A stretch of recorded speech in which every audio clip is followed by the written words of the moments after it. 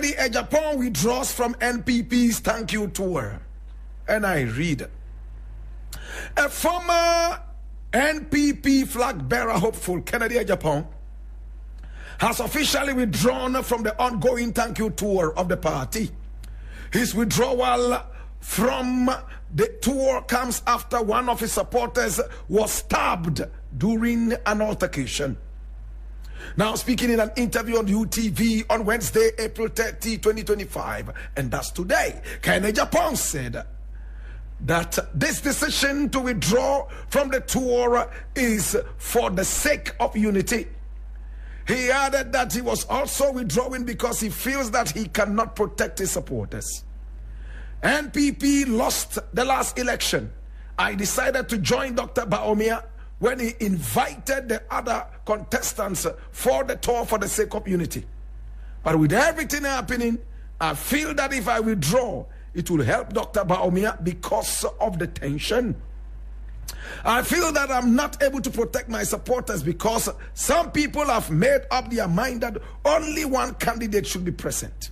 And so, if you go somewhere and someone is in your t-shirt, he or she becomes a target. Kennedy Agyapong, who is a former member of parliament for Asinot, said in Tree. He added, this does not bring unity.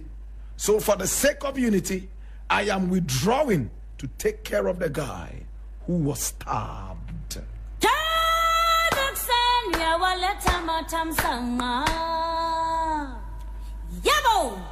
I want to applaud Kennedy Agyapong.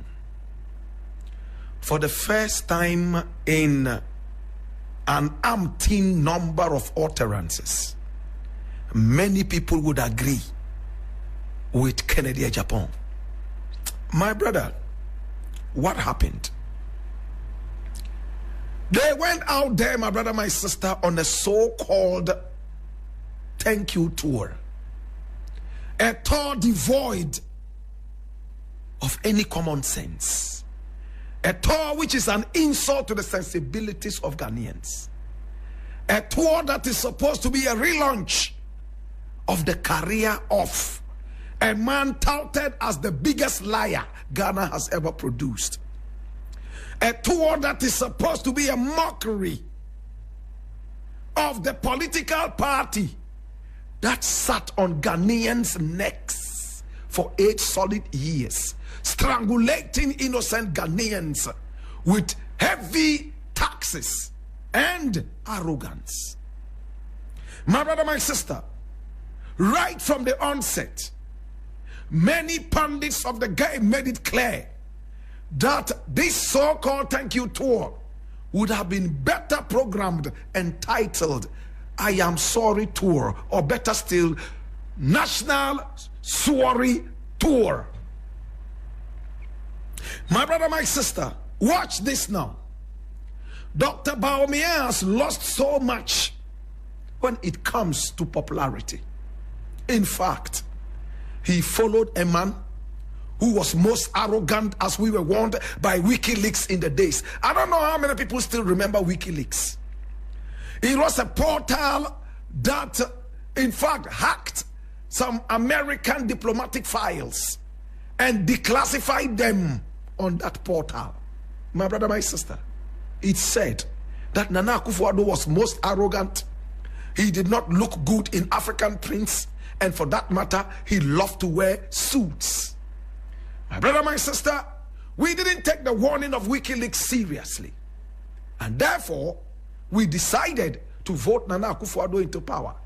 He came and taught us that yes, WikiLeaks was right. He was most arrogant. He will order chiefs and kings to all stand up and greet him. After all, the King of Kings, Nebuchadnezzar of our time, is here. My brother, my sister. Now, their own research told them that close to 70% of the people who voted against the NPP, it was all because of Nana Akufo-Addo's abysmal performance, including his vice president, Dr. Bawumia, who was nothing but a stooge. Bawumia was nothing but a puppet in the hands of Nana Akufo-Addo, Koliko, And he pulled him left, right, and center and decided which direction he should go. And I am not saying this. It is Bawumia himself who said it, that he was only a mate. A mate, my brother, my sister, the mate that he was, he had no say in the government of King Nebuchadnezzar. Today, my brother, my sister, thanks to the Almighty Father of creation, that dangerous demonic governance has ended. And a new governance has taken over the government of John Dramani Mahama. Today, many Ghanaians are beginning to be hopeful again. They see a ray of hope in the tunnel at the other end. My prayer is that John Dramani Mahama, in fact, recognizes this, and I believe he has, so that he will be able to deal with the situation better. Now, my brother, my sister, let's look at this. They started a certain thank you tour. It was nothing but an insult to the sensibilities of Ghanaians. Ghanaians have rejected you after 8 years of nonchalance and irresponsible behavior. My brother, my sister, it was also a campaign to relaunch the career of Bawumia. But Agyapong, the gentleman that he was told to be, he decided to join this. And when they arrived at wherever they were supposed to be talking to the people, see what happened. It was said by Agyapong that students came in there singing and dancing, my brother, my sister, to cheer him on. Bawumia and his people couldn't take it. After all, the thank you tour is all about Bawumia and no other person. You know what happened now? After the students finished everything and were going back, a member of the team of Agyapong decided to give 1,000 Ghana cedis to the students as transportation. In fact, this was at the blind side of Agyapong. A certain macho man snatched the money, and there immediately was an altercation when the student asked for the money to be returned. At the end of the day, a knife was pulled after this macho man allegedly showed a gun, pulled out same gun, and fired warning shots in the air to frighten the students. Whatever happened, same macho man pulled out a knife and stabbed a student, all in the name of a thank you tour. Now this party is disintegrated for good. Now the forces that are disintegrating the party in disunity are more powerful than the forces that are supposedly uniting this party. As long as the name of Nana Akufo-Addo keeps being mentioned in the party, the demonic forces of disunity will continue from the land of the Lilliputs. My brother, my sister, Agyapong has taken a very good decision. My brother, if there's anybody violent between Agyapong and Bawumia, many will think that it is Agyapong. But the gentleman that he is a man of his own. He has decided to pull out so Bawumia can continue with this sluggish insult of a tour called the thank you tour. Who are you thanking? And what are you thanking them for? Instead of sitting back and giving yourselves a breather to be able to find out exactly what went wrong, even though it is clear like the writing on the wall in the days of Nebuchadnezzar, they still want to pretend they don't know. To Agyapong, listen, you have done very well. In fact, it's one of the best decisions you would have ever taken. And I'm glad that you've taken time to be able to go out there and take care of this sick person. In fact, only God knows how many more faithfuls you are going to be winning on your side. As for Bawumia, my brother, my sister, even if he's endorsed by Jesus Christ, nobody is going to vote for him in the primaries to come. Take my word, he will not win. They have regretted putting him there. It was the influence of Nana Akufo-Addo that pushed him through. Today, my brother, my sister, he's busily going around discrediting Nana Akufo-Addo, blaming him for the woes of the party. And that is rightfully true. But the big question is, why did he not resign when he realized that he had been relegated to the office of the mate? I leave it here.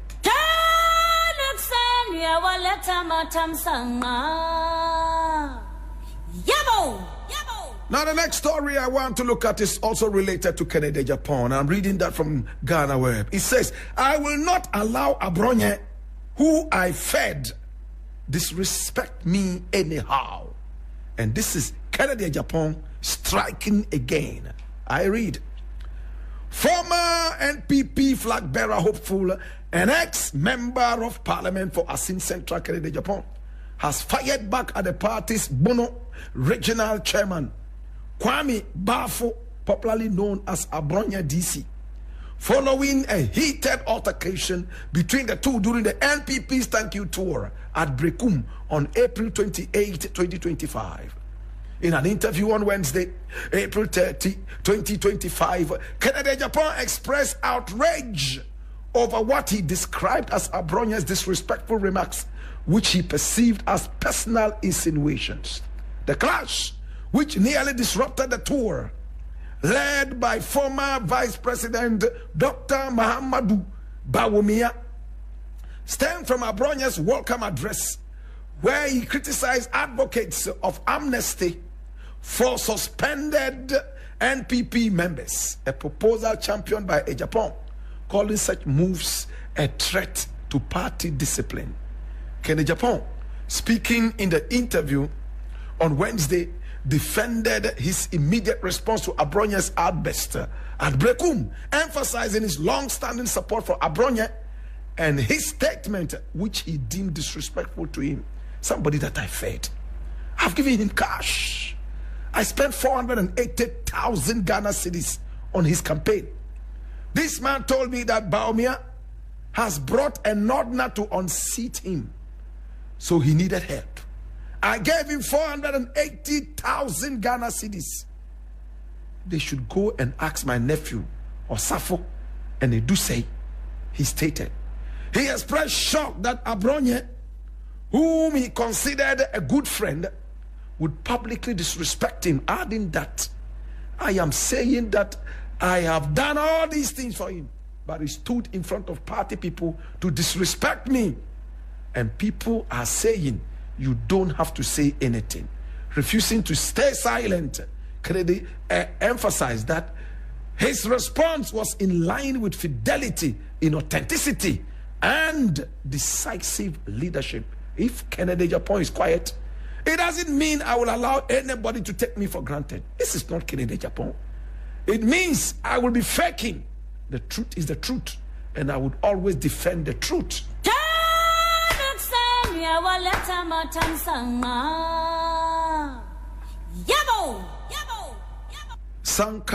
Thomas Sankara of Burkina Faso said something picturesque.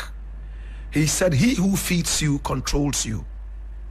In these times, people can take your money and your food and look you in the eye and disrespect you, like what Gata-mouthed Abrokwah DC did in Abrokwah. This is a man devoid of common sense. Whenever Abrokwah DC speaks, in fact, I wonder whether when he went to school, and I can imagine the kind of secondary school he went to, whether Courtesy for Boys and Girls was yet published or unpublished. When I went to school at TIM Ahmadiyya Secondary School, the first prospectus they asked us to bring, in fact, and we were given this on a silver platter, Courtesy for Boys and Girls. How to behave at table, how to behave in public, in fact, how to even dress. Manners. Abrokwah DC went to a certain school, that's if he went to one at all. My brother, my sister, that taught discourtesy.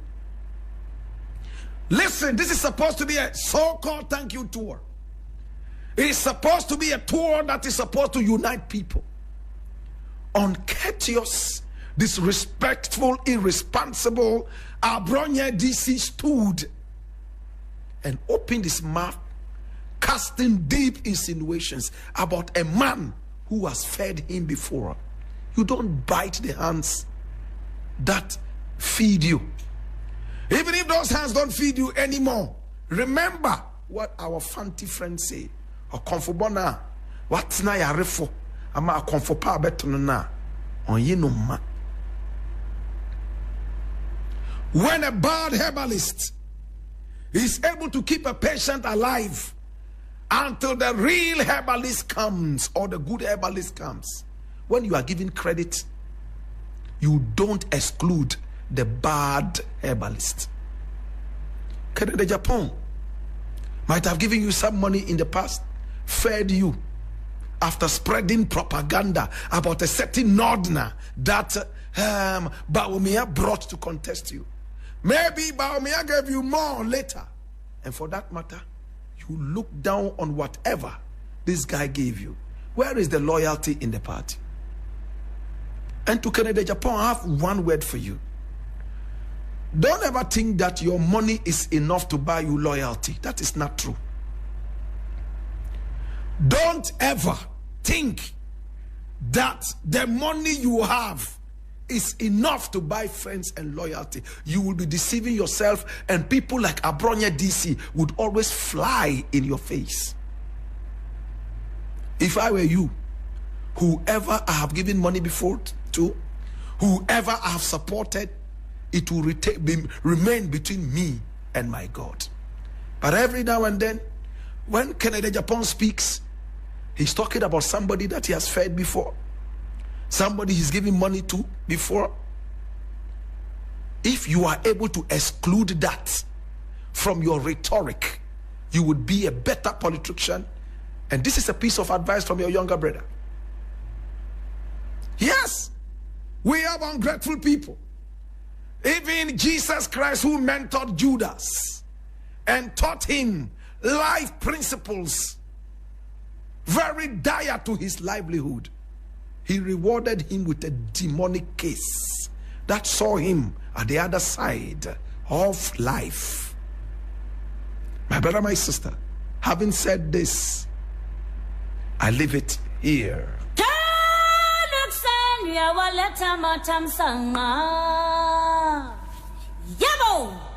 Now the next story I want to look at is very deep. My producer says, Blakk Rasta, don't let us look at this. Let's wait and look at it another time. But when I have such warnings, that is when I want to even go into them. I like to treat stories other people cannot. If you are ready, let's look at this.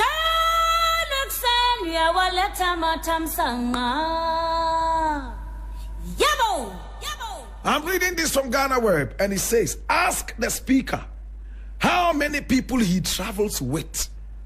Joe Wise slams move to remove Chief Justice. And I read, a former first deputy speaker of parliament, Joseph Osei Owusu, popularly known as Joe Wise, has criticized the suspension of Chief Justice Gertrude Araba Tokunu and an investigation aimed at her removal from office. According to the former member of parliament for the Abrokwah constituency in the Ashanti region, the Chief Justice has committed no offense that warrants her removal. He argued that the basis for the move, the allegation that she traveled on official duty with her husband and daughter, is not substantial evidence. What is happening now is part of a pre-planned agenda, and they are hiding behind individual petitions to do something unlawful, something the Chief Justice hasn't done. He pointed out that other high-ranking officials such as the Speaker of Parliament, Alban Sumana Kingsford Backbin, also travel with multiple people. Now, speaking in an interview on NEET FM on April 26, 2025, Joe Wise alleged that President John Dramani Mahama and his party, the National Democratic Congress, the NDC, had premeditated the Chief Justice's removal even before the 2024 elections and are now hiding behind public petitions to carry out this. There is no report that shows that the woman has committed any offense or broken the law to warrant punishment. But it is clear that the NDC government had already planned to remove the Chief Justice even before the elections were held.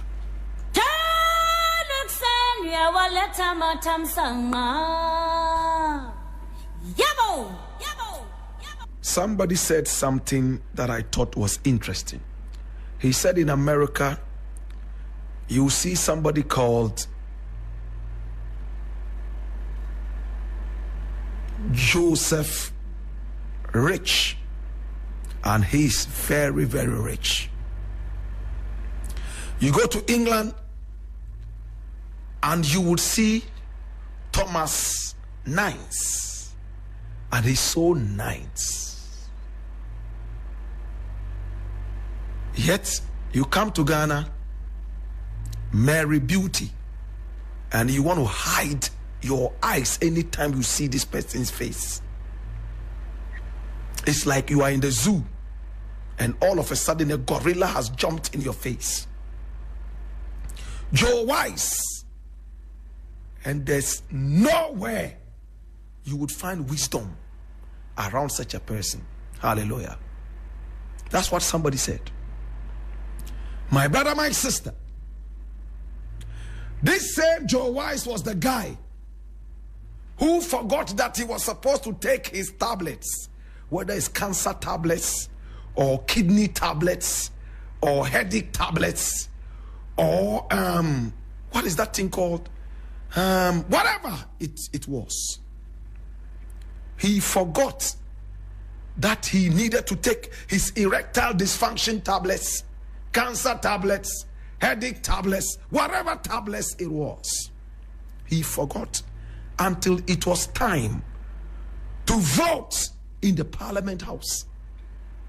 My brother, my sister, and by getting up and excluding himself, his party was supposed to benefit from this illegality.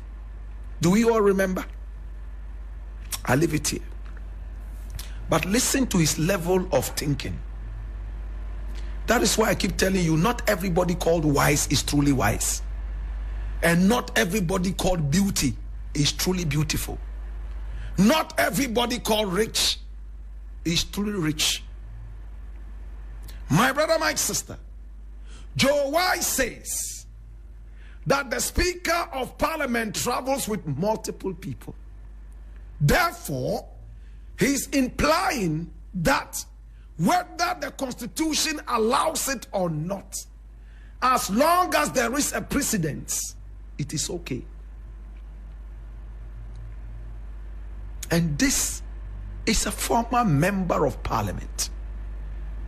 Dangerous mindset.